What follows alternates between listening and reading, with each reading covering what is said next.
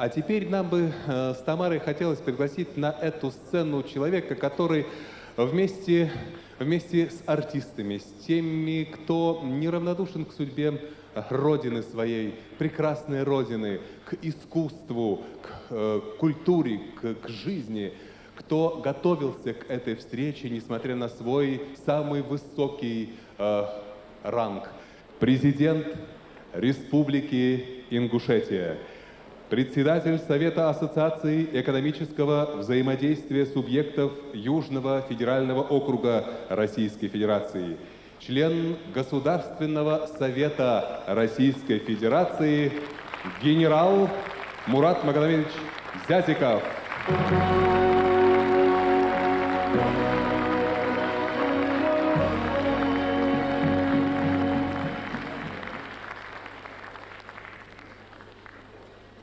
Дорогие друзья, Хамсыр, Вежери, Ижери, уважаемые гости, позвольте мне сегодня поздравить всех нас с этим волнующим, знаменательным праздником. Впервые культурный центр Республики Ингушетия за свою непродолжительную историю отмечает этот великий юбилей на такой авторитетной сцене, которая носит имя великой нашей страны, великой России.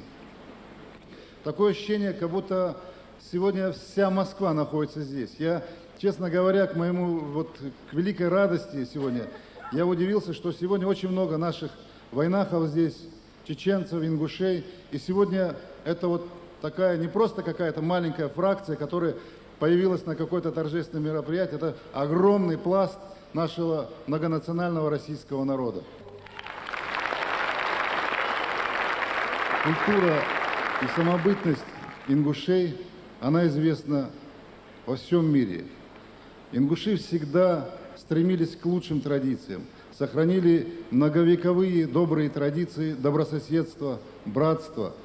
Ингуши вобрали в себе лучшие традиции народов Северного Кавказа, традиции христианской Грузии, традиции русского православия, традиции Ближнего Востока, традиции ислама и все то, что сегодня есть, все доброе, это мы можем говорить, что это есть у ингушей.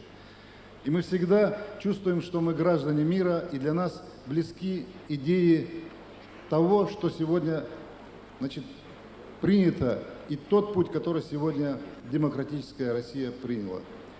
Мне хочется пожелать вам счастья, мира, благополучия. И вот есть такое понятие счастья, вот мы сейчас о нем только сказали, вот пусть оно вам всем сопутствует повсюду, всегда. Спасибо.